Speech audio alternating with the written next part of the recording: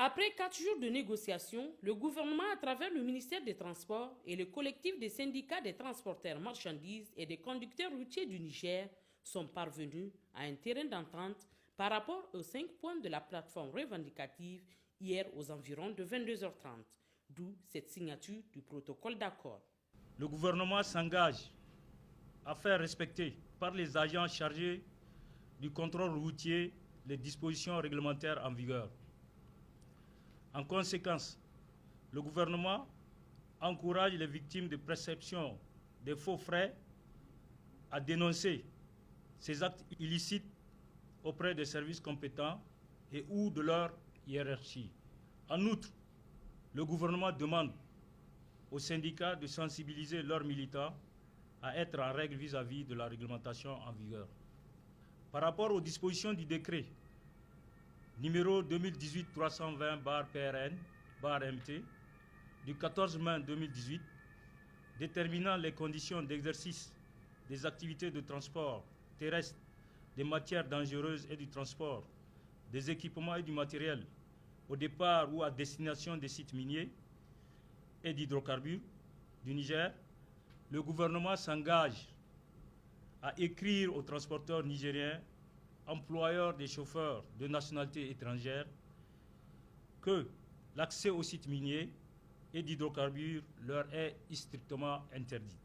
Du point 3, relatif au non-respect des accords bilatéraux en vigueur dans la sous-région. Les deux parties ont convenu dans un bref délai de la redynamisation du comité paritaire de la répartition du fret.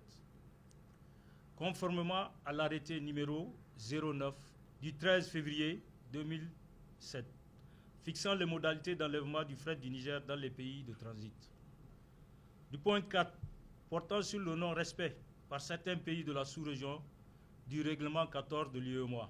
Le gouvernement a pris acte de la préoccupation du collectif sur la multiplication des postes de pesage et de péage. À cet effet, le gouvernement s'engage à s'approcher à nouveau de la commission de l'UEMOA et des autorités des pays concernés pour le respect des dispositions du règlement 14 dans les délais les meilleurs.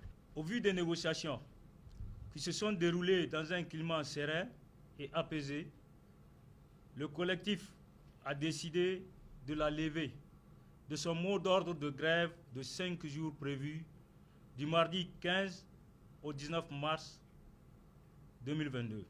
À l'issue de cette signature, le ministre des Transports se réjouit des résultats auxquels ils sont parvenus, des résultats qui cadrent parfaitement avec les instructions des plus hautes autorités du pays, celle de privilégier le dialogue et la concertation pour le développement du secteur des transports au Niger.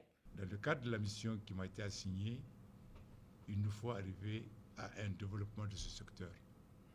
Nous pouvons le développer que dans la concertation, dans l'échange. J'ai instruit mes collaborateurs d'être à votre écoute.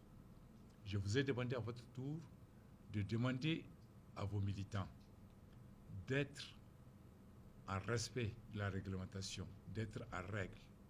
C'est le plus important pour nous.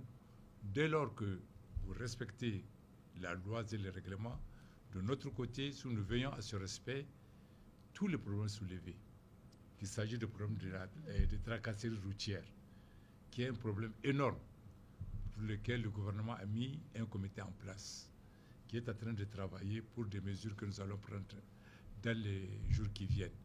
Qu'il s'agit des autres problèmes de répartition des fret, des tracasseries dans les ports, avec certains de nos pays et voisins aussi, des problèmes que nous rencontrons. Croyez-moi, ce sont nos préoccupations. Nous les prenons en charge et l'accord que nous venons de signer engage le gouvernement. Il m'engage. Avec vous, nous allons veiller à sa mise en application. Le ministre des Transports a en outre exhorté le collectif des syndicats des transporteurs à veiller à la mise en application effective de ce protocole qu'il vient de signer. Il envisage d'ores et déjà de mettre en place un comité chargé du suivi de ces accords.